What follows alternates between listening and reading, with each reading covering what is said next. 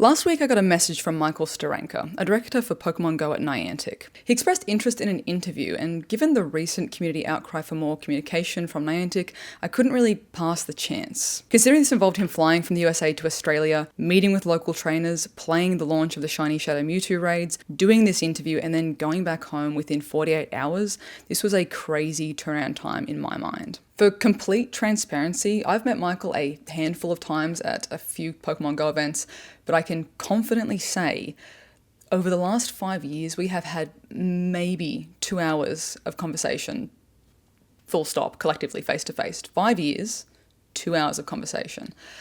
So going into this interview, I didn't have any sort of bias to protect a friend or anything like that. I was honestly even skeptical why Micheal had reached out to me, given that we don't really know each other. And out of all the other creators he could choose to speak to, why speak to me or reach out to me? But over the last 48 hours, Micheal and I have had almost uninterrupted face-to-face contact and communication about not just Pokemon GO, but life in general, getting to know one another, thoughts, feelings, values in life. And I can now comfortably say that I do genuinely believe that this interview is coming from a place of integrity and passion, not only for Pokemon GO, but for the trainers that make up our community. This video is a long one. We cover a wide variety of topics. I do appreciate as well your understanding as the viewer that there will be some questions that Micheal can't answer, but I do hope that the general depth of conversation is still insightful and meaningful to you. I'd really appreciate any feedback in the comments at the end of the video, either for Micheal or myself, and I do hope this is something we can do again in the future. So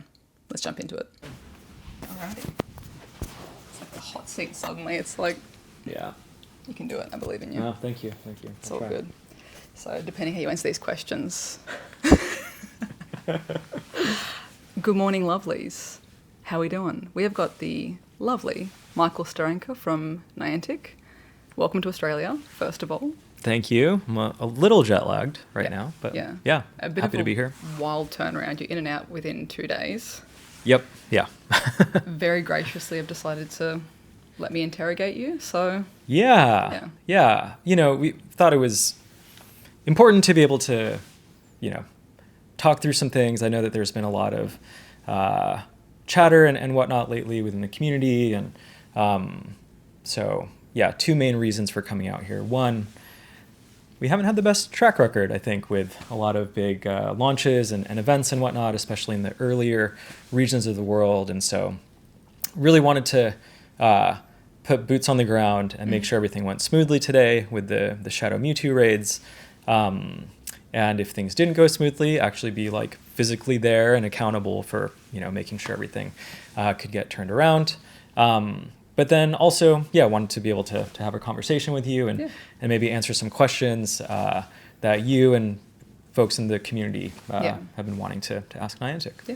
So that's the reason behind the cryptic tweet the other day saying, if you could ask Niantic any question, what would it be? So I've got a list here, some of mine, some of the community. Mm-hmm. Shout out to the person who said you could ask Micheal Steranka, but he won't respond. I got him, so he hopefully will respond. So take that, random person on the internet. But jump into it. Yeah, let's do it. Yeah, easy. Mm-hmm. So first one was, does Niantic actually listen to community feedback? And if so, why does it seem like the team's a bit out of touch with the community or not communicating with the community?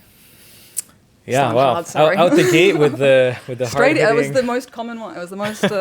Yeah, we absolutely do listen to community feedback, and it might come from different places than what people might expect. But as a recent example, right, the addition of the number of players in your raid lobby nearby was a direct result of player feedback that they wanted to see that information before committing to, going to a raid and things like that. But at least within Niantic, when we talk about community and community feedback, it's not something that we want to only be looking at and listening to what's said on social media. And we actually have an entire user research team who is able to work with a broad set of players, hardcore level 50 people, players who may be a little bit more casual and only play a couple times a week or just during community day, or someone who just started Pokemon Go last month and is still sort of like learning the ropes on things. And that user research team collects feedback from this whole range of players in order to give us a balanced set of thinking that influences a lot of the decisions that we make in the game. Is that a mix of, like, I guess, city players, rural players, Yes. like levels, Yep. you know, backgrounds, diversity? All types of, you know, folks. Because Pokemon Go has such a diverse player base at its core, right? When you go out to an event, no two trainers look alike, I feel like. No, it's, it is definitely. And it is one of those things where it's kind of unfortunate, I think, that, you know, sometimes the way that social media is designed puts people into echo chambers where you're seeing other like-minded thoughts from other people that share the same opinion as you. And that can oftentimes come off as this is what the entire player base is feeling and thinking. And, I guess in a way as well, like, the typical thing is the silent majority, the vocal minority for certain things. Or if someone, you know, for me personally, I almost have never commented on a YouTube video in my life ever. Where it's like, I might love this content, whatever else, but I've never commented. And then so from my experience, like, I could be a diehard fan of something, love something, hate something, but I'm not necessarily going to leave the feedback. So the people who do are clearly engaged or impassioned too. Super passionate. And because of that, we don't want to ever discount that feedback that we see, but, you know, I do want people to know that that's not the only perspective to consider with the different decisions that we make. Is that team as well, I guess, that gives you guys feedback? Is it on all aspects of the game for feedback? Like, all, or do you guys, or like, at least typically most. Like, ask about a current thing? Yeah, I guess usually current or upcoming things. And also, to be clear on that, it's not like the same group of people. You know, we're constantly refreshing and, you know, bringing new people in, rolling people out, because it is important for us to be able to understand how players experience the game from different, you know, walks of life. Do you find that it often, like, that group's feedback does, I mean, obviously there'd be overlap with the social media feedback. Do you find there is, you know, the variation or extremes, that things you haven't considered or hadn't thought about? Yeah, definitely. And there are lots of things that, you know, we would have never thought of unless we've heard this from players. So yeah, it's probably one of the hardest things about working on Pokemon Go is the fact that we have such a diverse player base, and we're trying to tune the game and balance the game to support so many different people from, you know, different places, different backgrounds, different preferences in terms of how they want to play the game. So yeah, it's a very tough thing to balance. Yeah, I guess, like, following in from that, because my assumption always was that, yes, you guys are listening, but I guess I feel like that you can't always comment publicly. Is that just something where it's just the nature of running a business, whatever else? Like, you can't always comment on everything, or you would like to comment more, but there's other roadblocks, or? I think so. You know, recently in an interview, I made a comment around we really think that actions speak louder than words. And that's something that I personally believe. And you know, I don't want to be put in a situation where it just becomes an endless public debate or dialogue with players.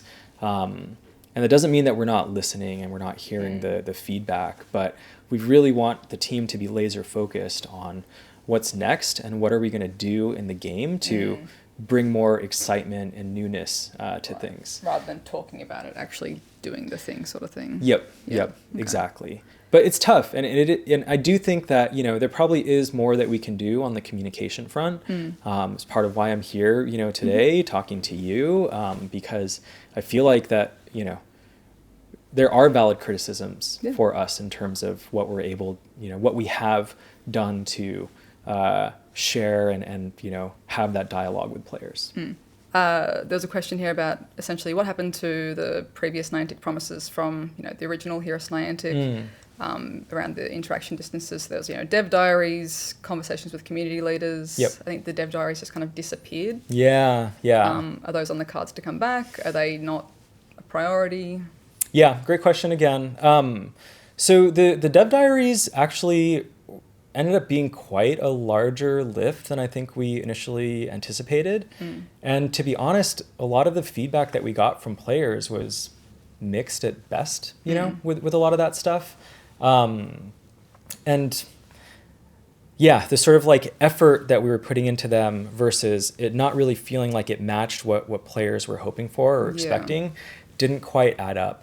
I do think we probably should have gone out with at least an announcement or a confirmation that like, hey, we're going to be adjusting the cadence of these. We might be slowing them down. I will say we still have a desire to continue producing Dev Diaries, but instead of sort of a arbitrary cadence of every other month, we'll want to make Dev Diaries when they actually make sense and we have something to timely talk about. Fitting the theme of the month. Exactly. It is, right? Okay, that's fair. So yes, I do think Dev Diaries will come back at a certain point. We just want to make sure that it's something that will be useful and good information for players to have. Yeah, for sure. I think I remember one of the first ones was, I think it was you talking about com days and things like that. And I think especially at that time, the expectation was like, why are we talking about com days? Like it'd be more insightful to hear, right. Even like the PvP community or something where it's like talking about a bit more in depth or what goes into certain decisions. So I think if that is what future ones were especially, it would be informative, insightful for the community as well, where it's like, oh, I didn't know that's how that worked or why that is the way it is. So I agree. Like, So and that is the direction that we do want to take the Dev Diaries, but you'd be surprised at how heavy of a lift those can sometimes be, and we want to make sure that when we're putting the effort into those, that players are actually getting information that you find useful. Question about you, okay, Niantic. What would you think is your biggest challenge day to day working in your role in Niantic? Yeah, biggest challenge I think is Pokemon Go is a game that like never sleeps, right? there's sort of always something happening, either in terms of events that we're putting together or real world things happening around the world. I don't know many other games out there, if any, where the developers actually don't have control of their own game board. And so having to sort of like always be on and respond to different things happening globally, different crises or whatever, and adjusting the gameplay accordingly. Probably one of the biggest challenges, but I also think one of the most fun challenges and unique things about working on a game like Pokemon Go. And just working with the incredible team that we have to try to think of new creative ways to keep players excited and happy and wanting to play the game on a regular basis and integrate it into your life. We're coming on our 7th anniversary soon, so operating a game like this for that long is really tough, and you want to keep things fresh and exciting for people, and it can be very hard to do this far along, and especially like I said, in a game where we don't even all the time like have full control over the space that we're designing the experience in. So that's probably the most challenging thing, I would say. It'd be wild, like actually thinking about that, like an actual wild challenge of like most games. It's like, does the person have an internet connection, and what new skins are we dropping for this theme, as opposed to there's a wildfire in Australia right now. Do we need to turn the spawns off so no one goes hunting in a bushfire? Exactly. I'm going to jump into remote raid passes. Yeah, let's do it. Go for it. So this is a question from the community, where many in the community have said that the remote raid pass changes wouldn't have been so bad if the price hadn't increased so dramatically. Right. What was the reason behind imposing both a limit and a price increase? So obviously the two main changes we made to remote raid passes were, number one, We put a daily cap on how many you can use, 5 per day. I think the reason for that should hopefully be obvious to most players, right? Like it kind of introduced this really unhealthy play pattern in some of, our most dedicated players who could, just spam dozens, sometimes hundreds of legendary battle or legendary raids from home every day. And we really had to put a cap on that because, that's not really what we've ever envisioned for the game. But in terms of the price, that was actually an effort from us to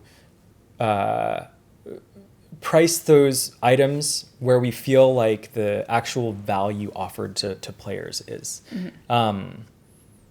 I think, if we were kind of honest with ourselves, or if I asked you honestly if you felt like 100 Pokecoins for Remote Raid Pass was appropriately priced compared to the other items we have in the game, I think people would generally agree, right? That like my personal take is that they have more value and power than a regular Remote Raid Pass because or a regular raid pass.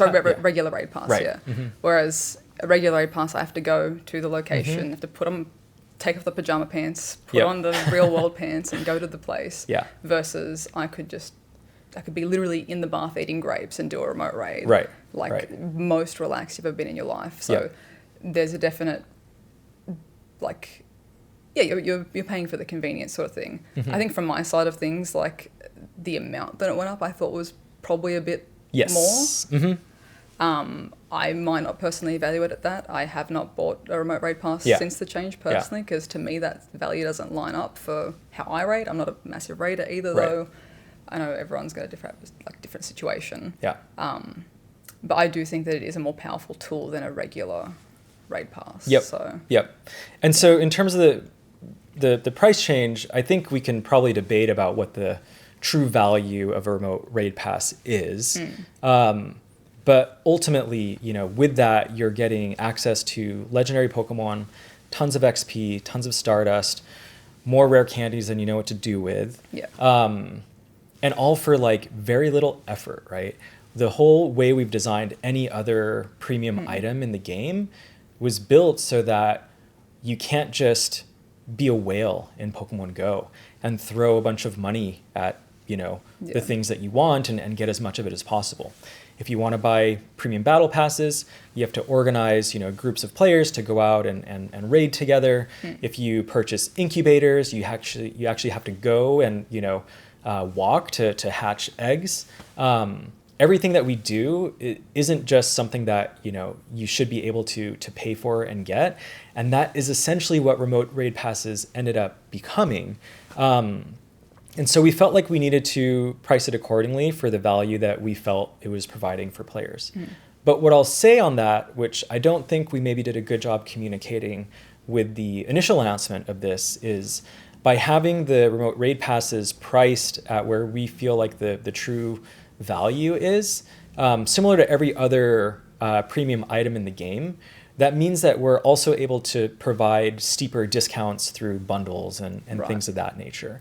So I think that's something that players can expect to see in the future is bundles that include remote raid passes that get you really great discounts compared to where it might be priced at from an individual item SKU.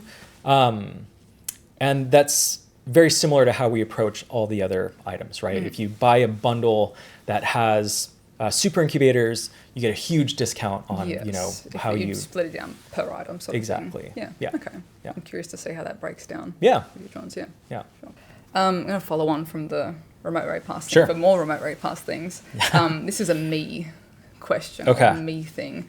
So for me and from my perspective, a remote raid pass serves two very different functions where it serves a tool of need and a tool of want, where there are people in the community who need remote raid passes, whether it be disability, accessibility, safety, those sorts of things. And then the people who want, where it's fun to raid with my friends online, it's fun to raid from the couch, whatever else. But ultimately you can't nerf one without nerfing the other. I guess what sort of discussions were had around that or accessibility when the changes were made for remote raid passes? Yeah, I think that's always sort of the tension at the core of Pokemon Go, right? Is this, vision of encouraging players to get out in the real world and discover the sort of magic that happens when you go out and do that. And like you mentioned, we can't serve one without sort of nerfing the other in terms of the want versus the need. And unfortunately, for a game like Pokemon Go, you do have to sort of make that trade-off. We have no way to motivate people to actually go out and play if you can enjoy the entire experience from the comfort of your home. And I know that disproportionately impacts people based on where you are and what your personal situation is. But we believe that by having these experiences that you have to go out to fully enjoy, you're able to enjoy the game and the world around you so much more than any other video game can provide. And when we think about Pokemon Go, in the entire universe of Pokemon games and ways to experience that franchise, Go's pillar is always going to be one that's rooted in outside exploration. And there are tons of other Pokemon games or anime or movies or whatever that you can watch and play and enjoy from home. And we think that market is served better with those games, right? That are built on the Switch or other mobile games that are designed to be enjoyed from the couch. And we don't want to compete with those experiences. And, for us, it's always going to be about location matters in Pokemon Go. And we kind of have to stick with that. And I think... Do you feel like that's ever at odds with your, your personally or the company? Like, obviously you want to have an inclusive player base. Do you feel that core tenet of Niantic is just always going to be a conflict with that because you guys want to encourage the outdoor play? Right. Getting outside and meeting people, it's just always going to, in some ways, clash with... Yep. And to be clear, right, we have built a lot of features and, things in the game that help players who might live in rural areas or aren't able to, go out as much. We've introduced daily spawns. We've increased the total number of spawns in the game, no matter where you are, pretty considerably over the years. We introduced the Team Go rocket balloons. We removed the walking requirement to participate in GBL, daily adventure incense, right? There's sort of a wide range of ways that you can now engage with Pokemon Go, no matter where you are. But just ultimately, to the same extent, obviously. Right. Yeah. But ultimately, we can't just have everything in the game be available at home, or else human nature sort of dictates that you aren't going to leave, right? Yeah. It's so much more convenient and easy to do that. And like you mentioned, sometimes it's a want versus need. And particularly about the remote raid passes, there's a big reason why, we didn't just remove the item from the game outright. Right. Remote raid keeping passes, them in there to have the option for right. Yeah. They still exist in the game. Yeah. You can't spam them indefinitely anymore like you used to be able to. Yeah. You might have to, work a little bit harder to earn the Pokecoins in order to, buy more passes, but that option still is available for players. It's just not, something that everybody can do at an unlimited amount on a day-to-day basis. I guess initially when it was first rolled out for remote raid passes, was the intention just to remove them after COVID sort of thing? Was that kind of the initial, but then obviously seeing the benefits that it can provide to the community? Yeah, I mean, I don't think we ever intended to fully remove them, but you'll probably recall that there was always sort of a seasonal bonus around, the damage or whatever with remote raid passes. I do think over time, as we saw how players were engaging with this feature, it became pretty clear that even something like a damage nerf wasn't really going to give people enough incentive to actually go out and raid. So super painful decision. I personally am pained by it. Like, I used to remote raid a lot. I have online communities that I would raid with, and to be honest, we haven't raided that much together ever since that change, and that's like really heartbreaking for me, right? But at the same time, we have no way to motivate people to get out if legendary Pokemon, the like most sought after content in the game, is something that you can get as many as you want from home. Yeah. So. Yeah. Oh, actually, one more thing I do want to say about that too is when we talk about how location matters in Pokemon Go, we genuinely think that all locations matter. It's not just like city centers and things like that. And so we do want to provide players the tools to beef up their local communities, through Wayfarer, and more recently the Community Ambassador program that Kestrel has been running. I know that we have a ways to go on a lot of those things, but we don't want rural communities to feel so much more desolate than, highly dense city centers. Yeah. But at the same time, we don't really have the ability ourselves to go out and populate those things. And so, like I said, we've introduced some features and quality of life improvements over the years to help players in those situations. But we also hope that players can also take charge and, submit Pokestops. Right, and like build out your own local area. Yeah. I guess to like dovetail onto that, are there new things or new discussions about, the future for rural players, disabled players, other features coming to the game? Yeah, definitely. I can't say anything. I can't say anything specific. I can't really announce as much as I would love to. I can't really announce in this video upcoming features and whatnot. But again, to your earlier point about listening to player feedback and whatnot, I do think that there were some valid criticisms about some of the gaps that were introduced with the changes that we made to remote raid passes.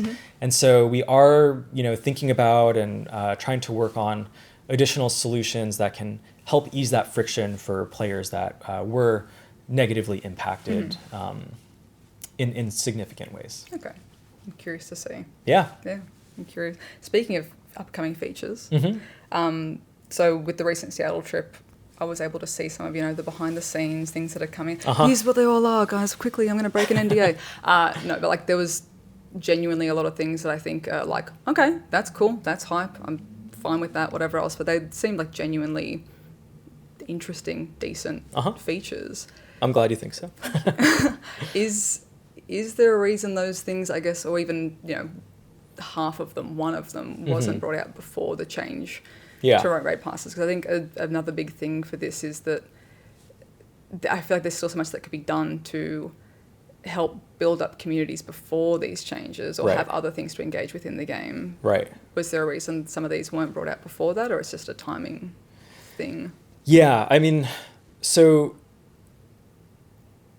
to be perfectly candid, the remote raid pass conversation and debate is something that we've had internally at Niantic for a year and a half, right? It's not something that we woke up one morning and said like, hey, we need to make this change and we're going to do it right now. No, I don't imagine that. So it's not something that we took lightly, but when we also looked at the roadmap of exciting things that we had for the rest of the year, there's often sort of two trains of thought on how to do things, right? One is rip the Band-Aid off, get all the like bad stuff out of the way so that you can clear the runway for new, exciting, cool things that that people can have sort of a uninterrupted reception for. And the other is, maybe have a little bit of sugar to help the medicine go down, right? And it's like, okay, we know we're going to make this really painful change, but here are these other things that we have in the game.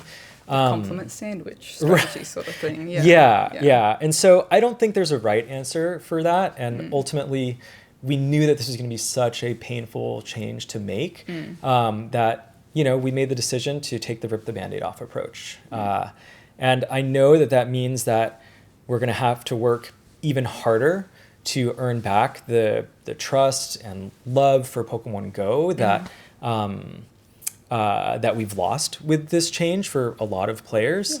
But I hope that people will stick around to actually see a lot of the cool things that we have working on, because I am genuinely excited for it. And I think that Pokemon Go at the end of this year is going to be a very different game than it was at the start of the year in good ways. Okay. So, yeah. I'm hopeful as well, because I think it's one of those things, like seeing the things in person in Seattle where it's like, oh, that's sick, but it's also at the moment still shrouded in, like the general vibe is just, and even for me, I'm fully transparently, I don't have the platinum medal for raids and things like that. I'm not a raid person. Right. But it's still, I guess the general sentiment is very flat at the moment with the, we're not being listened to, whatever else, where it's kind of like I'm viewing it through the lens of that's sick, but I'm battling this like feeling at the moment. And I guess in a similar way where I'm hoping that it is something that over time and with whatever else is rolling out, it is, healthier at the end of the day for it. It might take a long time to get there. But yeah, it's just a weird feeling to be kind of working through that. Trust me, I know all too well, right? But ultimately, it has to be wait and see essentially, because there's But I'm hopeful. This is definitely the most exciting year that we've had in a long time, I think, in terms of feature development for Pokemon Go. But yeah, I know we have a lot of trust and love to earn back from the community, and we're going to do our best to do that. And I know we're not a perfect company by any means, but we're always trying to delight players in ways that no other game can. And only time will tell if we're able to actually pull that off. I hope that you can. Yeah, I hope so too. I hope so, honestly. I had a question from the community here. So someone had asked, why weren't in-person raid improvements, guaranteed XLs, number of players in the lobby, shadow raids are now out, obviously. Why weren't those sorts of like extra spicy bonuses launched for in-person raiding before the nerf? Yeah. We did some of those things as like trial bonuses, right? For raid days, and can't remember if it was like Go Tour or Go Fest where we tried that in the past. So we did sample some of those things out, but at the end of the day, the vast majority of players care about catching the legendary Pokemon. Right. And the difference wasn't there. The difference isn't there for most players. You might have people on like the margins who are really motivated by XL Rare Candy, for example, that might, go out and do the in-person stuff with that as like an extra motivator. But the vast majority of players aren't quite there. And the way we see it is every single person that decides to do the raid from home instead of going out is a missed opportunity to foster a new connection in person with your local community. And I think, a lot of the feedback that I've been seeing online is this notion that, my local community is dead now. And so, well, how am I supposed to actually get these raids done? But it's kind of a chicken and egg situation, right? The local community can never be resuscitated if there's no way to actually motivate people to go out and play face-to-face with each other. So we kind of have to... especially post-pandemic, people might not even know that they have a local community potentially as well. Like, met someone in Brisbane last week who came down for the Com Day thing. But they hadn't met a single person that had been there before. And there's a massive community. Like, it's a major city in Australia. But I guess them not knowing that those people live there. I have another question to tie into that, I guess, about Campfire. when it's expected to be fully rolled out. Right. Because I think there's a lot of legs that Campfire could do. Yes. Because you don't need to know, the Newcastle Discord for things Right. are just called Newcastle Pokemon Go. How do you find it? Yep. The self map's going to be gone at some point, so you can't find your local Facebook, whatever, is still active. Right. So Campfire as itself, I think, has a lot of potential, but the fact that it's not fully rolled out, accessible, everyone can't download it yet to use it. Yep. In my mind, had that been rolled out as well earlier, people would have less of a sense of, I have no community, or they don't know that they have a community. Right.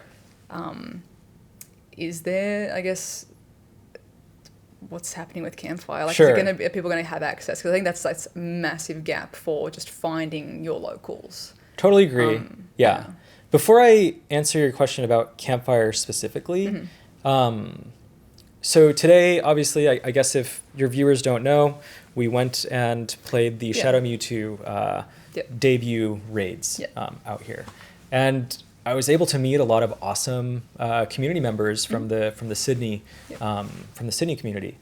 And someone that I was talking to was telling me that he actually stopped playing Pokemon Go in 2016.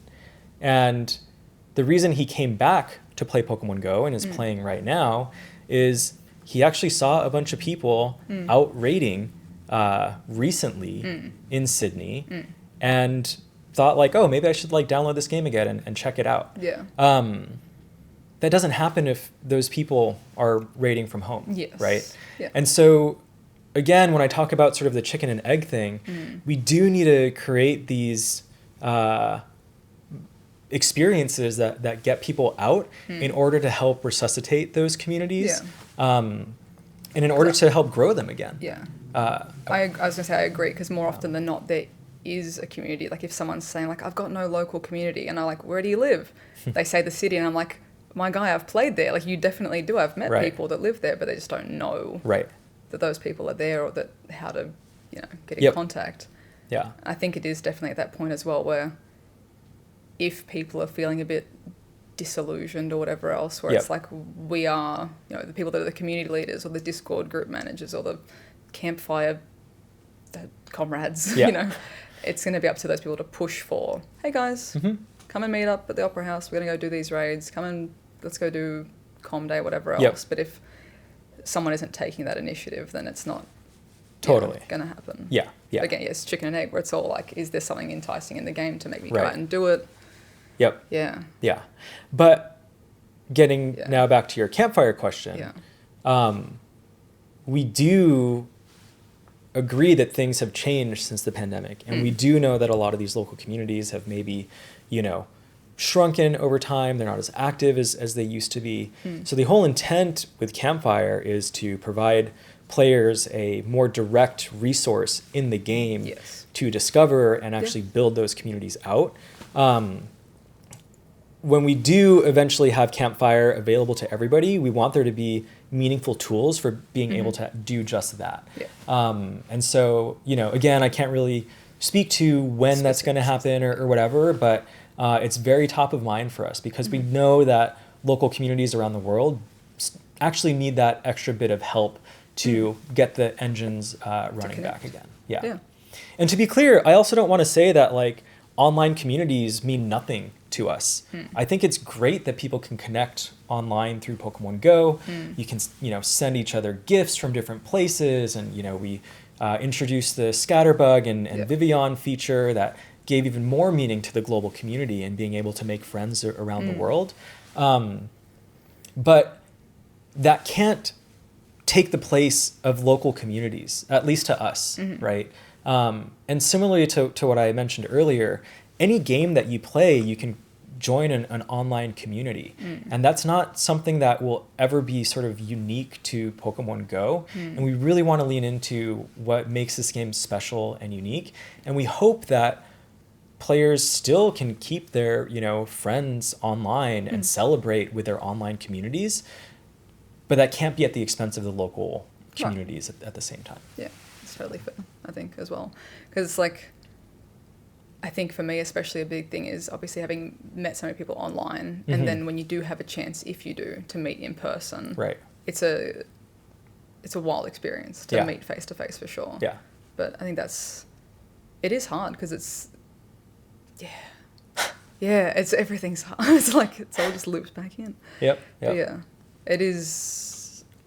Is there other things, I guess, in the works for online community thing? Even though it's not going to be the priority, are there other things for people to engage for online communities? Like whether it be, I guess, the remote raiding is becoming less so. Mm-hmm. That sort of, not that people can't still do that. Yeah. Are there other things happening for? I would say that the majority of things that we're focused on for this year are definitely more focused on the in-person pieces. Yeah. That's not to say that, in future years that we don't start prioritizing things for more global connectivity and whatnot. But for 2023, we really wanted to be laser focused on helping revitalize local communities around the world.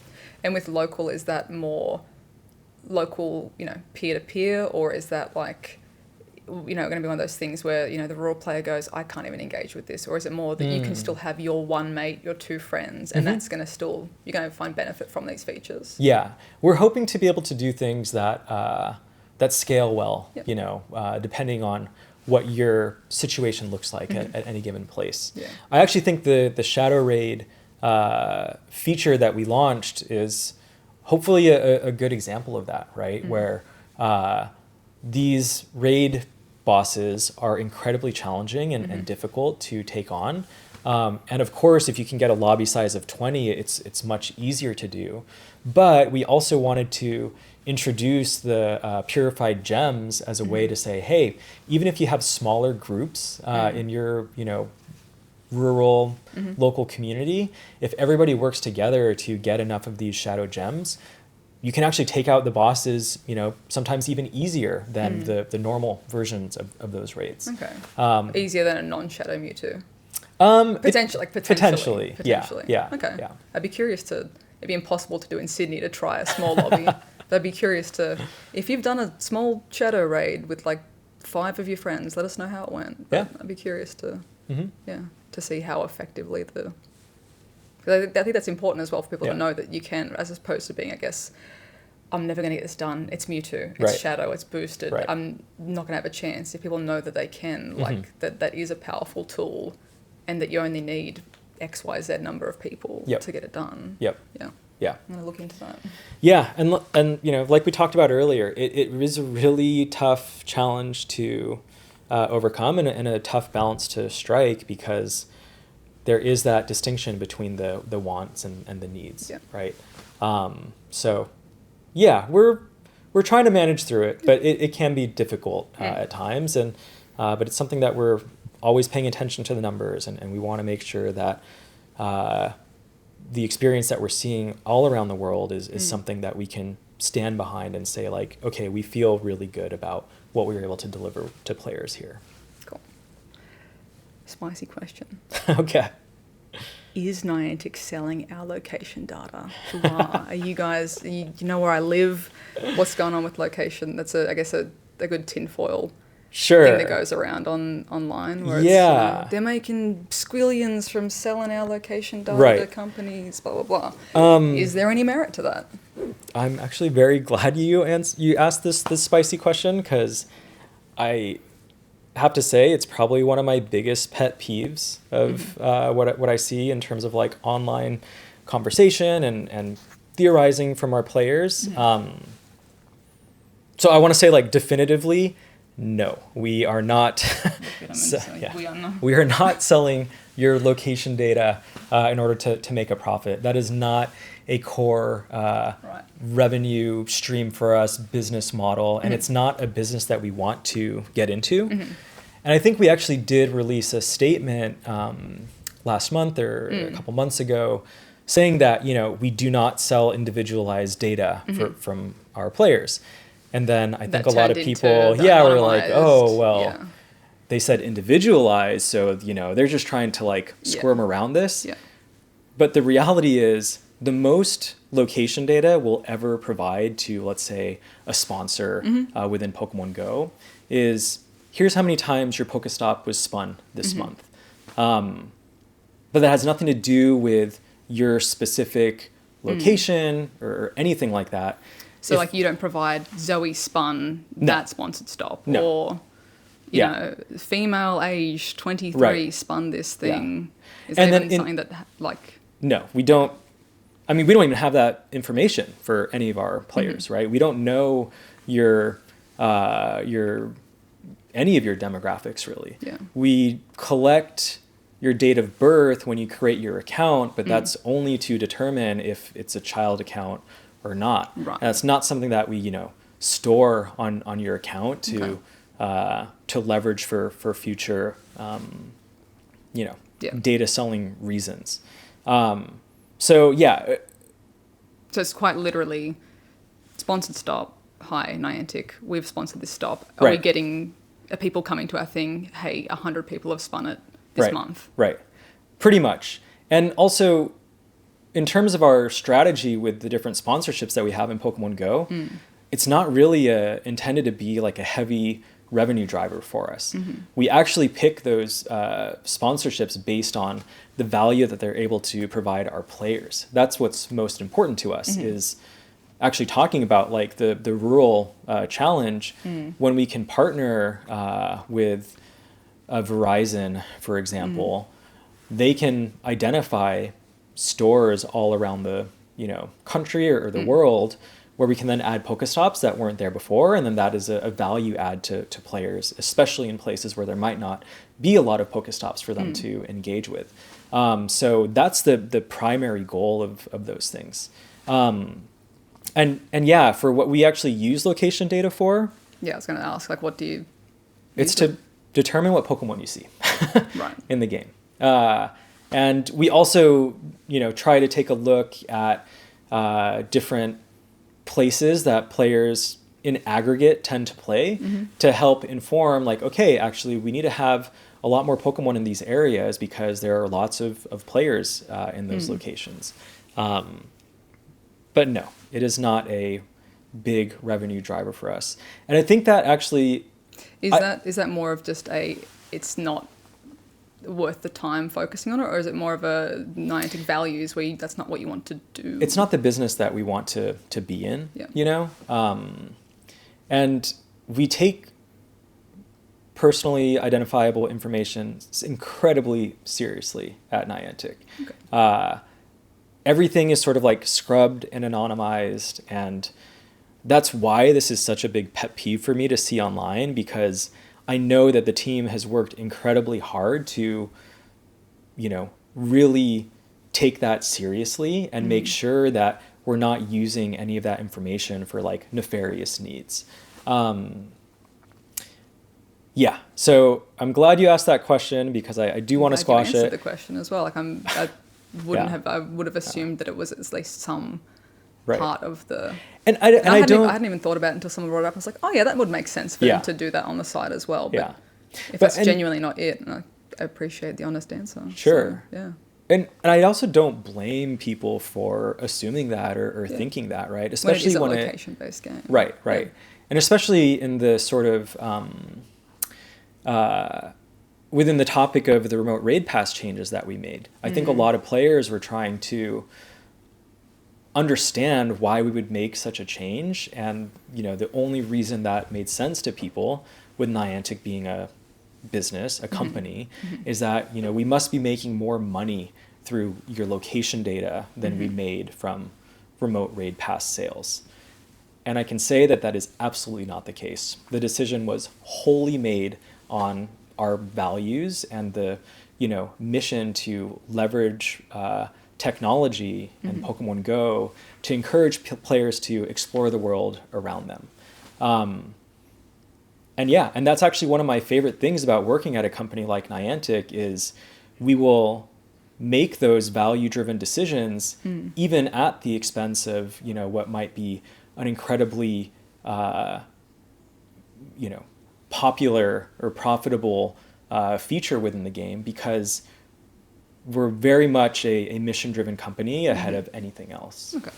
That, I guess, feeds into the memes of Niantic's after the money, but then the raid pass changes, obviously, like, now I can't do 100 raids, and it's like, well... Again, I get it. I would say from my perspective, it's like, oh, okay, well, clearly has to be, in my perspective, a mission or a, values-driven thing where it's not I mean, if it was just money, it would be like, cool, here's half price remote raid passes and you can do infinite ones, Right. and people are going to do twice as many and Yep.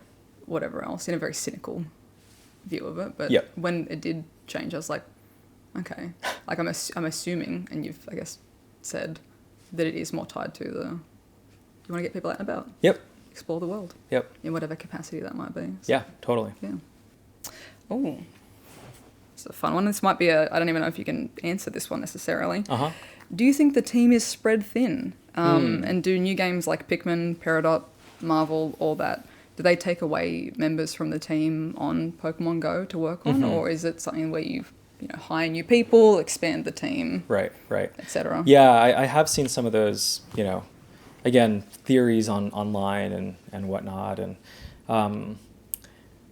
that's not how it works. All of those other games have dedicated teams focused on building those games, and we hire people to focus on those games. So it doesn't pull resources away from Pokemon Go. I do think the Pokemon Go team is incredibly busy, but it's because we have these really crazy ambitions for the game, and we have such a passionate team that wants to make this difference in the world. But it's not like if Pikmin comes out, it's not like, sorry, Timmy, you're on the other project now. Right. Exactly. Yeah. So, no, but our investments in other games and trying to build other experiences does not in any way, shape, or form pull from the team that's focused on Pokemon Go. Cool. With, I guess, you saying the team's busy, is the Pokemon Go team expanding at all? I mean, you probably can't, I don't know if you can comment on that, or is it something where it's growing? Yeah, I think, what I would say to that question is our job boards are public. You can take a look and see what roles are open, and yeah. Okay, I'll kind of scroll and see what's available. So this is a me one as well. Okay. So from my perspective, the APAC, the New Zealand, Australia bugs are a thing. Yep. I know it's like a fairly constant thing. From my perspective, I know there's always like a commentary about like, oh, can't they get someone to test the game beforehand? But I'm like, the reality is if 10, 20, 30 people are testing it beforehand, that's never going to catch all the bugs of a large scale rollout where there's no way to test it until thousands of people are using it. From my perspective, potentially a lot of these bugs are inevitable, possibly for forever. Maybe not. I'm sure some things get ironed out and fixed as they go along, but there's always a chance.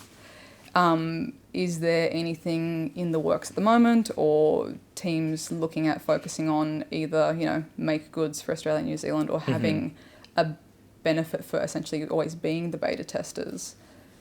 A little, sorry, because a lot of the time, either if it does get acknowledged, it's sorry about that. Maybe there's a makeup if it was a raid day. Right. But a lot of the times there's been instances where, Shiny Carvana wasn't turned on for the whole research day. They never got to make good on that. Or, the bonuses from the spotlight that were missed were never, corrected. Yeah. Is there anything, is that something that gets considered, or is it too small of a... It is one of those things that's kind of just the unfortunate way that the world is set up, where you happen to be in the first time zone, and so there's no way around that part of it. I don't think the team at Niantic is happy with the quality level that we've been able to execute at, especially recently. And so what I can share is that that's actually a huge priority for us right now, is to figure out how we can reduce those errors and issues that take place, and unfortunately the earliest time zones are most impacted by. Generally speaking, I think we try to put together make goods, especially in regions that are impacted. I know that sometimes can maybe fall short of expectations. And if that is the case, you have like a personal bat signal to me, hit me up and say like, hey, Michael, that wasn't good enough.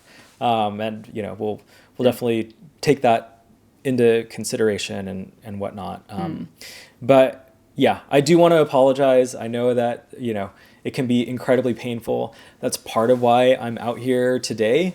This Shadow Raids, with the shiny Shadow Mewtwo launch, it was a big deal for us, and we wanted to make sure that it went smoothly for you all out here. There's been no bugs so far that I've noticed. Yes, so thankfully. All we have to do is ship you out every event, just get Micheal out. I don't know how sustainable that is, but at least for this, we really wanted to make sure that, like I mentioned, we had boots on the ground. If issues did come up, I had a very quick, line of communication back to the team to see if we can quickly troubleshoot and resolve any issues. But thankfully that wasn't the case this time around. Yeah, so. Unless you were reporting stuff on the sly, I think it's been smooth as is. Great. Was there anything that you noticed today or that you had to flag or no? My account was incredibly lucky, and I think that, a lot of people were maybe upset by that. But no, and I also don't think that the Shadow Raids feature is absolutely perfect the way it is. But in terms of game breaking bugs, I feel pretty good about at least how the experience has been so far. Obviously the weekend's not over yet, but anything that we build in the game, we're always looking to improve, tune differently, and just make sure that it's something that, again, delivers on the experience that we intended to deliver. I guess with the Shadow Raids being somewhat similar to like the Elite Raid system, was that intended that the Elite Raids would roll out in advance to prep for the Shadow Raids, or was it just purely coincidental? Because there were a few things that were ironed out, like the lobby not found. Right. And again, things that you wouldn't find out until there's a billion humans joining the early time zone raids where, you might not even considered the fact that a lobby could be capped for an in-person raid. Right. Was it just, I guess, coincidental the Elite Raids were released in advance? I think it was more coincidental. Raiding in particular for us is, such a powerful motivator to get people out and to actually get local communities together in a way that we can't really do with a lot of other features. So, it's not a coincidence that these two features that were focused on in-person play were raid related. Yeah. I guess I more mean like testing out the, pushing it to the limits, identifying the bugs with the elites before, but that's just happened to be the way that the system works. Happened to be the way. Yeah. We never launch a feature with a... sorted out. In advance. Yeah. Well, knock on wood. Again, we have a whole weekend still coming up. Not even halfway done because we're in the earliest time zone. Yeah. So, I'm fingers crossed it'll go smooth. Thank you. I was looking, not that I wanted there to be bugs, but I was like, Michael's going to experience his first APAC bug event. It's going to be hilarious. And it all went smoothly. So, missed that one. Yeah. Oh, well, we'll get you next time. Sorry, I don't think I can come for every single one, but I want to really give credit to the team back at Niantic, right? That's what I mean. It's not like you're here messaging them being make this perfect. I'm not like some good luck charm. It really was the team that put a ton of effort into making this as smooth as possible. And I agree with that as well. Like having met some people on the engineering team and stuff, where it's like, I don't want to, share private conversations or whatever. When someone's like saying that they're going into the office on their weekend because they're genuinely concerned for the APAC community, the New Zealand community, and they're like, they don't want that to be the experience. In my mind, I'm like, you shouldn't have to go in on your weekend, but I'm like, that's thank you for caring and doing that as well. So it's like, I know that the individuals on the ground are incredibly hardworking and do care and do listen. So I think it's just rough when it does go wrong. Especially when it's something that's unforeseen. And I think that's one of the most heartbreaking things for me, actually, because I do think that there sometimes can be this assumption or sentiment from the player base that Niantic doesn't care and we're really out of touch with things and whatnot. But the team that we have is so incredibly passionate about this stuff, and they work so hard to try to make things go as smoothly as possible. Obviously, like I said, we have more misses than we'd like to see, and we're going to be trying our best to fix that over time. But it's a super complex game. There are literally thousands of things that can go wrong for any given event or feature rollout or anything. And so, I can only ask for more patience. I know you all, especially in the APAC region, have been super, super patient already. Just give us a safari and it's all good. We'll forgive all this. But seriously. No comment. No, I appreciate and I appreciate that you guys do, care, listen. Yeah. I'll sass you more whenever there's bugs. It's fine. We'll get it sorted out. This is one from the community. I think it's probably good that it's you that I'm asking the question to, because it's PvP. You're a PvP guy. Right. I asked for a screenshot to put here in the video for he does play the game. The Niantics do play the game. It's basically someone saying, can they please care about PvP for once? It has so much potential for being a valid esport, but this person feels like they've been ignored for the PvP players for so many seasons, and they feel like the future of PvP is in jeopardy. You're someone who's you've hit legend every single season, right? You've caught all your own, built your own teams. Obviously, you play enough to get your guys for your teams.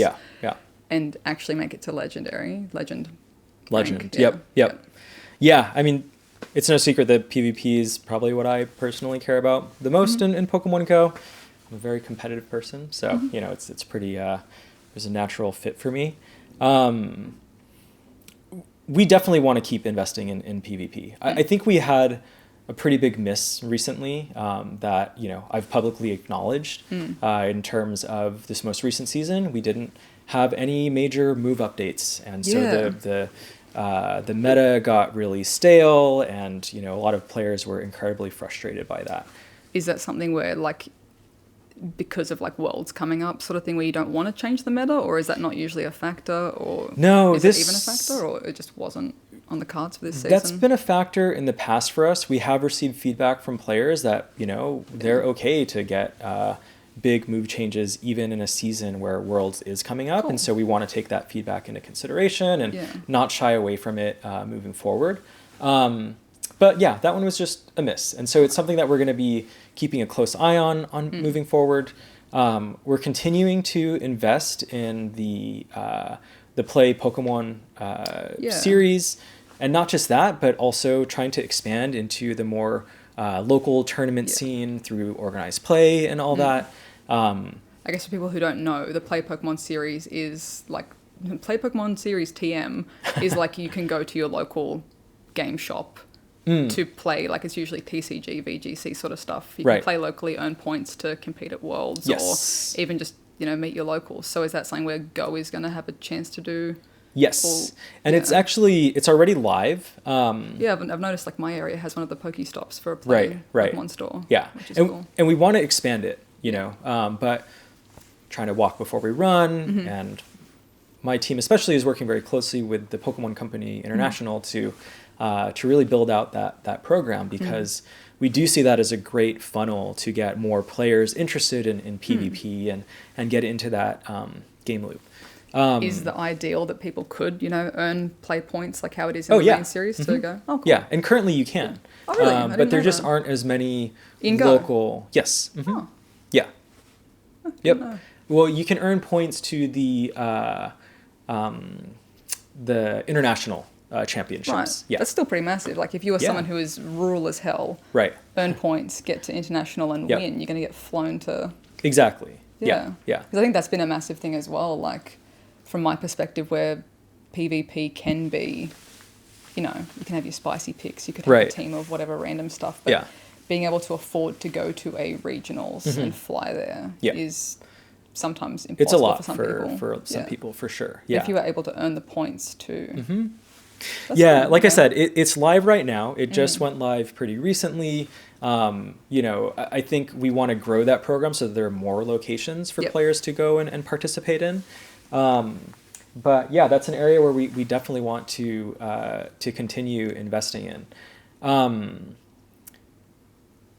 This might be a little bit, into too much into the sausage making and whatnot, but really diehard PvP players would know that last year we actually invested a lot of our development resources into making the core foundation of PvP a lot more stable. I think at the start of 2022, there were a lot of bugs that just made... Go battle lag.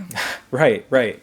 And if you compare the PvP system right now to where it was, a year ago, it's actually come quite a long way. And that's because we did invest a lot into the system and making it better at its, foundational core last year.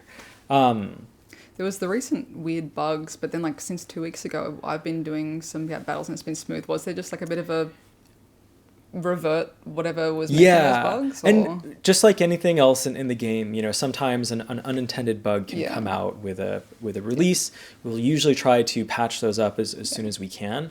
So I don't know if I just missed like the, hey, trainers, like we've sorted it out, or if there even was. We usually try to keep the known issues page as up to date as possible. I can't, say for certain if that specific one was updated in there. I haven't personally seen it. Right. That bug in a little while, but I was like, okay, that was. It should be quicker than expected. Patched. Yep. Yeah. But going back to sort of the development investment. Right now, we're focused on trying to build out the Play Pokemon series. Last year, our big focus was strengthening the foundation of PvP so that it was a more consistent experience for players. And that's kind of where our head's at currently. I think there's also more that we can do in terms of Go Battle League and, making that a little bit more exciting for players. And that's something that, we're talking about regularly within the team. Again, I can't really announce anything here, but I hear you, person who wrote this question, and I feel that. Just know that, especially when it comes to the local tournaments and all that, we feel like that is sort of the total manifestation of what our vision is, right? Getting people out in person, battling each other and duking it out, and like the sort of camaraderie and bond that comes from that. I think anybody who's in the PvP community feels that bond with the overall PvP player base. So we really do want to grow that. But we currently, the top priority there is to, build that out with the Pokemon Company International and get, even more integrated into what they have going on globally. Yeah, I was even surprised, like so I wasn't able to make it for the Sydney internationals because the Vegas thing, they ended up clashing because of a date change. But I was actually genuinely surprised to see like that there was the casters were out here, the live stream was out here, like all that sort of extra, like okay, like and I do want to give a ton of credit to the Pokemon Company International, right? They fully operate all of those tournaments. We provide some additional support in terms of, fun experiences that players can have in the game. But yeah, shout out to that team because they've really taken that to the next level. And as a fan, I'm watching almost every single regional stream and just really enjoying it every single time that we do those. So we want to lean in there. We want to grow that. And, that's kind of where our PvP commitment currently lies. And even, I guess, from my perspective of seeing Pokemon Go at Worlds last year. Were you? I was there, yeah. I feel like we're like, hey, crossing. But like, that was wild. And even overhearing some people from main series being like, oh, here comes the tap convention sort of thing. And I said I don't even know who they were, but I was like, mate, go to the finals and watch. And if you're not entertained, I'll give you $10. Right. Sort of thing. I'm like, you'll pick up that there's a strategy besides tapping in shields. And they were like, all right. Literally ran into them at the finals and they were like, holy, like that was why because they just had never played it. They're just doing main series or cards. But the genuine entertainment when there were even, it wasn't necessarily even the finals matches, but because it's up on the big screen, everyone's like stopping what they're doing to watch. You can hear these cheers from the crowd. Like, I'm very curious to see it evolve as an esport for sure, because there is, it's got legs. I know, me too. I always joke that I'll actually, quit my job at Niantic to compete. To compete. I really want to get in Go there. on a 1 year hiatus so that you're allowed to compete. Like, well, someone actually asked me one of the events, like, oh, why didn't you compete? I'm like, I don't know if I can, if it's like a conflict because I'm a creator, but they're like, I think you totally can. I'm apparently I'm allowed. And I was like, oh, whoops. It's because I'm not good at PvP. Like, I've got to bring my Dedenne, max it out. What do you envisage the game looking like in the next 1 to 2 years? And, you know, do you think the goal is achievable considering, I guess, the current player mood? I mean, I guess we kind of almost talked about that for what you've said for this year coming up. Yeah. It's going to be a lot of get out and go. Right. And in terms of the next 1 to 2 years, we're actually focused on a longer term horizon a lot of times. And this year is going to be our 7th anniversary in Pokemon Go. That means we're coming up on a decade, you know, a 10-year anniversary in the not so distant future. Yeah. And something we've referred back to a lot within the team is that initial announced trailer for Pokemon Go, right? Like in 2015 or whenever it was announced, maybe it was early 2016. And that really painted this beautiful vision for what this game can be. And when it first came out, you know, it only touched on a few of the things that you could see in that trailer. But if you look back at that trailer now, a lot of the stuff that was in there is now, you know, come to life in a lot of ways in Pokemon Go.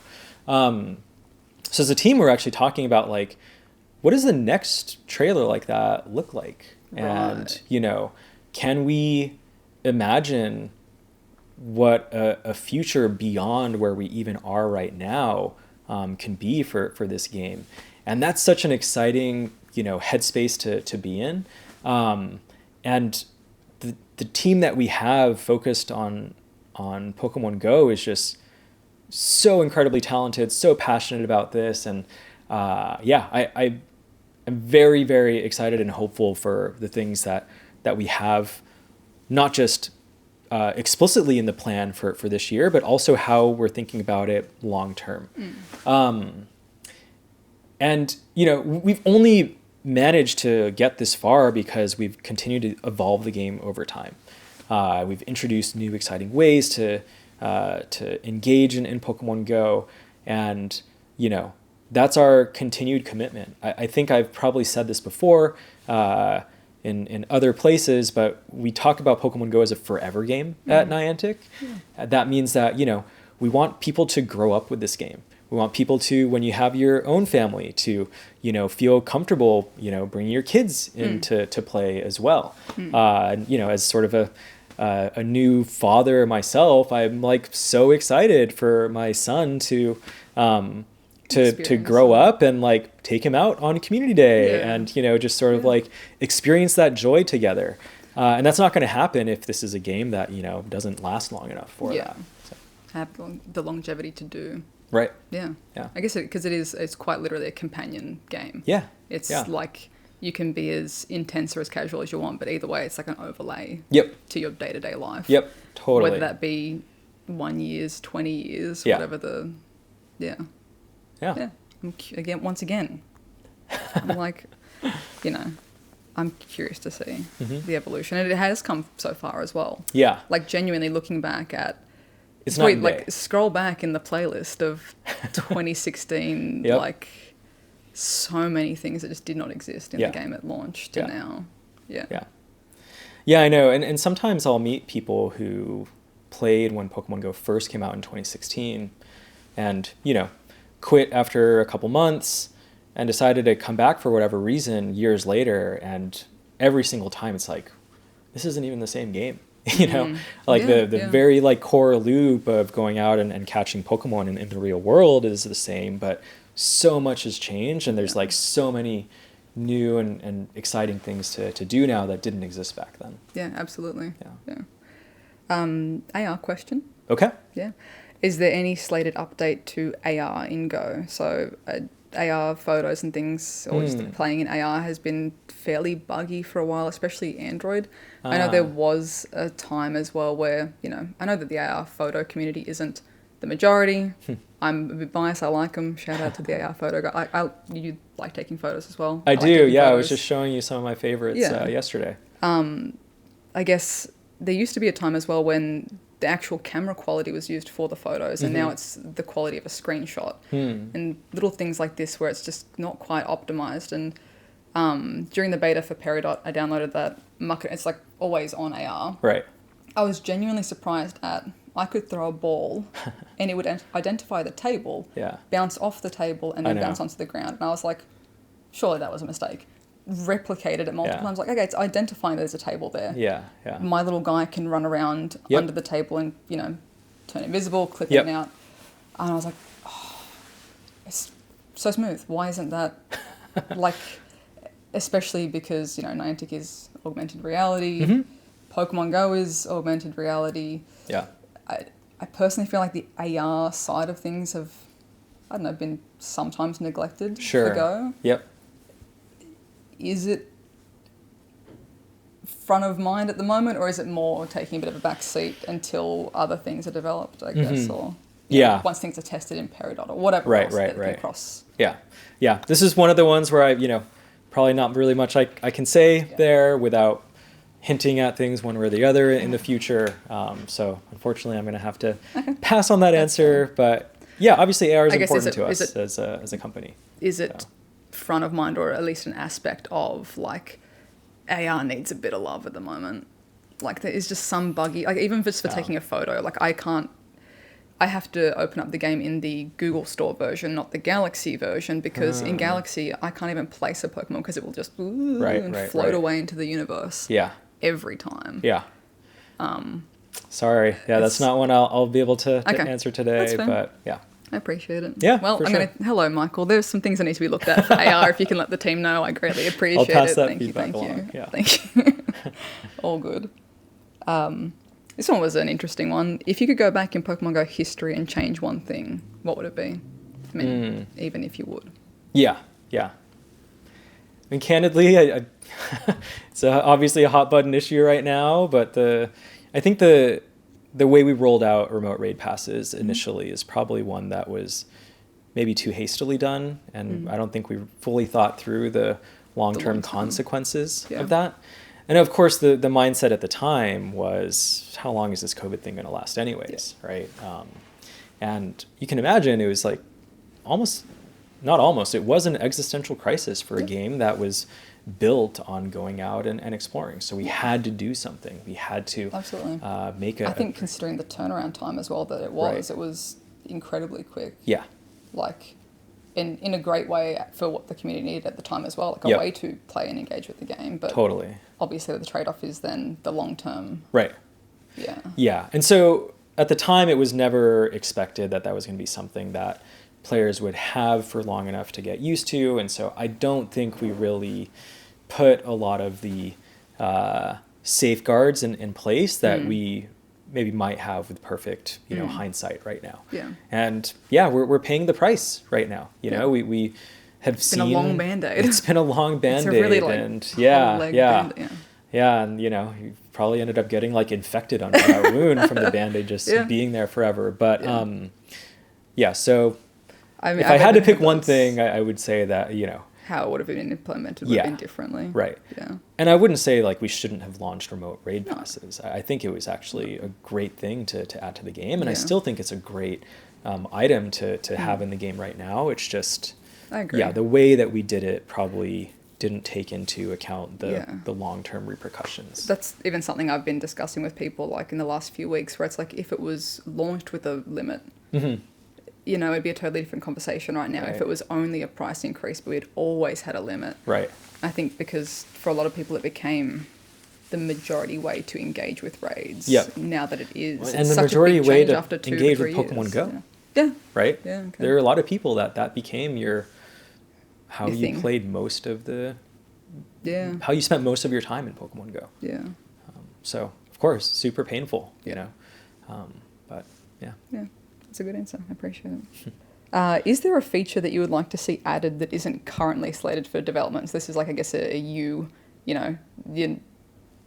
this? I guess I feel like I can't then answer you that can't without either, 'cause telling then it would be you, like it's not slated for. Okay, is there a feature that you would like to see added to the game? Whether or not it's, this is totally not a wink, wink, nudge, nudge, but is it something that you, Michael, would like to see as a thing, whether or not it is or isn't? Yeah, I feel like I can't, because now it would be a hint one way or the other, like, Michael maybe said this that is, right. Yeah, that's fair. But I guess the answer that I can give you is I don't think there's one thing. There are lots of awesome ideas that we've talked about internally, and it just becomes an exercise of prioritization, right? What do we want to focus on next? Because there's no shortage of great ideas. Yeah. And if I had just sort of a magic wand that I can wave, there'd Yeah. be like 20 new awesome things to go out, tomorrow. But yeah, it's kind of like we're working within the confines of, the real world. And so it's just a matter of sequencing. Have you ever had like a feature that's coming up where you're like, oh, here it comes, and then it gets pushed back because of priority things? Or and you don't have to say what it is, but like, have there been things where you're like, oh, just, where things do change dynamically for those sorts of things? I think that happens all the time, actually. There are lots of things where, we initially were thinking about it one way, and that sort of changed over time. And because of that, we had to make pivots and delay the launch of certain things. But I always think it's in the best interest of those features and in our players, right? Because if we develop something that doesn't give the right experience that we're trying to make, then we shouldn't just put it out there for the sake of launching it. We should probably reassess and build it in a different way. Nice. Yeah. What is the best part of working at Niantic, or your personal favorite bit? Can I cheat and give you two answers to that? No, yeah, of course. Yeah. Yes. I think one of my favorite things about working at Niantic is the team that I get to work with. We genuinely have some of the smartest, most passionate people that I've ever had the pleasure of working with in my life. And I think because of that, we all push each other to be better, and and everybody holds themselves accountable for making this a better experience for players. And so that type of camaraderie and team dynamic is something I think people normally dream of having, and it's not something to take for granted. So that's probably number one favorite thing.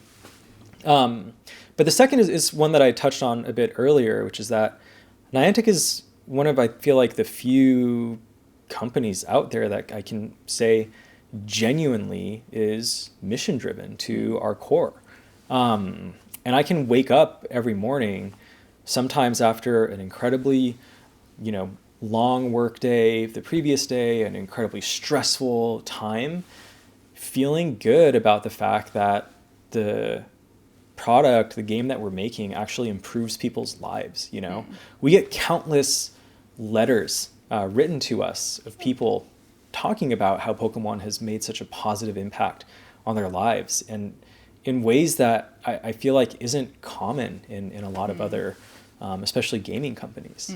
And I think it's because we're able and willing to make these mission-driven decisions, knowing that that's the end purpose of Pokemon Go, is to help people get out there, meet other people around them, right? Especially in sort of this day and age where being online can be so polarizing, sometimes so toxic. It's such a breath of fresh air when you can actually meet people in the real world and create those connections. And there's really no other game or no other company that does that. And I genuinely love being able to say that I do that and I can make a positive impact in the world. So, yeah. Solid answer. I appreciate it. I've got one more question. Sure. But is there anything that you just wanted to add that we haven't gone over today, or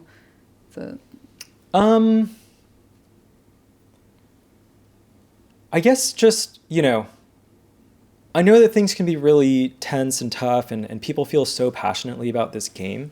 And that's a big reason why people can sometimes get super upset. And, because this game has been a part of so many people's lives. And when you make a big drastic change, that's not what people want. It's no wonder when people can get really emotional about that stuff. And I just want players to know that ultimately we have your best intentions at heart, and we know that this has really set back a lot of the trust and whatnot that people have in Niantic, and we're going to be working hard over the next however long it takes to earn that trust back. And I hope that people will take that leap of faith with us and continue to be on this journey with us, because I do think that the future is bright. And I hope that we can continue to, just build such a cool experience that you can't get anywhere else. So, yeah. I appreciate that. The final question was, are you excited for the future of Pokemon Go, or only or just hopeful? Oh, I'm genuinely excited. Okay. Yeah. I mean, I'm both. I'm also hopeful too, but I have the the fortune of knowing the things that we have that we're working on, and they're not going to be hits for every single person. You can't please everybody out there. We have such a broad player base, different flavors. But yeah, we've got such cool things in the works that I think are going to blow people away. And I know that some people can be snarky about that, and trust me, I've seen the memes and the like clowning on me on Twitter and whatnot. But I think for the most part, we'll have some really great things to share with players. Cool. I'm looking forward to it. Yeah, me too. I appreciate you taking the long time to sit down and chat and, be candid and, put yourself out there to the community. And Totally. I hope that you guys appreciate, what's been conversed with today, and I would definitely love to have you back on again in the future. And I'm hoping that, I know one of the biggest criticisms that we get is the lack of communication and whatnot, and that can be really tough at times, but I hope that this is something that, we can do more of, and that even if you disagree with decisions that we make, that at least players can understand why and can, hopefully come on board with us for the journey, knowing that, there's real, legitimate, and valid reasons, for these tough decisions that we make sometimes. So, that's fair.